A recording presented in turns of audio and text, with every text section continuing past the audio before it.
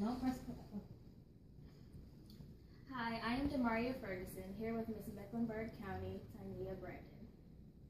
I have a couple of questions for you. If you could just tell me about yourself, what do you do for fun, and what are your career goals? Well, like she said, I'm Miss Mecklenburg County. I started being Miss Mecklenburg County in March of this year. That's when I was crowned. But some of my hobbies that I enjoy doing are singing and dancing. I've been a performer for quite some time, and that's what I do now. I perform in different musicals around the city of Charlotte. That's great. How long have you been competing or involved in this pageant? 2 years. Yes. Started in, I guess, 2013. And I'll be giving up my Miss Mecklenburg County in February of next year. Okay. What made you want to start competing? My boss is actually who got me involved in pageantry. I initially never saw myself as a pageant girl, as I told you before, but when she told me that I could win scholarship money to help me pay for college, I was all in. So she was a former Miss Mecklenburg County as well, my boss was, and so when she convinced me that it would be a good opportunity, I said, okay, why not? Does participating in pageants help build your confidence? In some areas it does. In others, I think it makes you a little more self-conscious, I guess that's a good way to put it. I never really thought a lot about my body image. Of course, as a dancer and as a performer, it's good to keep in mind to stay healthy and things like that.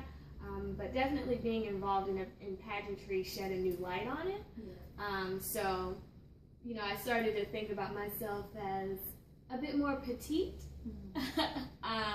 or I wanted to be more petite than I initially saw myself as. So it just helped me become more mindful of how I looked. Alright.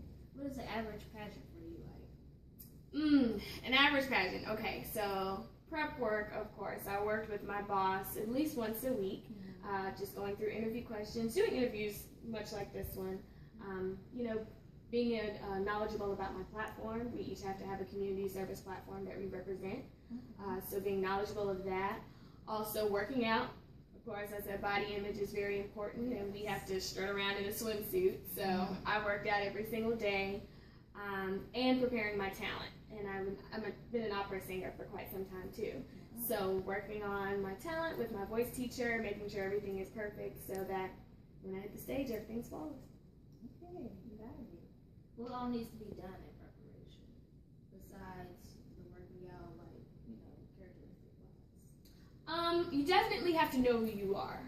I think that's one thing that a lot of girls lose when being involved in pageantry is just their sense of self, because it's very easy for the team that you're working with to say, oh, well, that was nice, but I think you should do this. And you can lose a sense of yourself and really present something that's not even you by the time you get to the stage. So I think when you're preparing, just really knowing who you are and staying true to that so that your genuine self shows up when you step on the stage is really the most important part of prep work.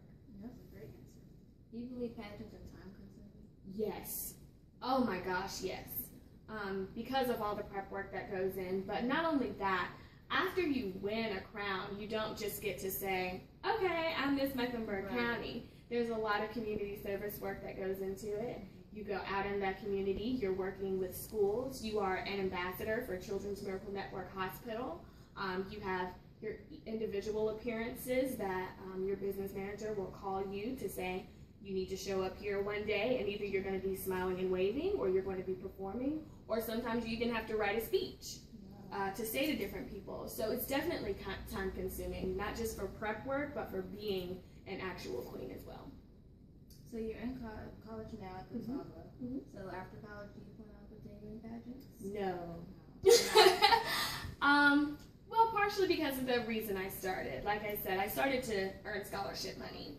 That was my biggest goal. I wanted to help my parents pay for my college education. And so in doing that, I have been able to help them do that. I've also been able to pay some myself on my student loans. And doing that has really put me in the position that I wanted to be in. So I don't plan on continuing. It was a great experience, but I think I just took what I needed from it, and now I'm going to continue on to what I plan to do for my career goals. What is your opinion on people, not only in America, but other countries as well, banning pageants for children? I don't necessarily disagree with it.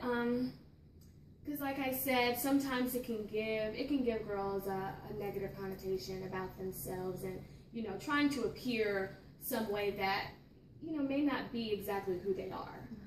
So I don't necessarily disagree with it, but I'm also kind of glad that we live in a country where we have the freedom to choose. Yeah. So.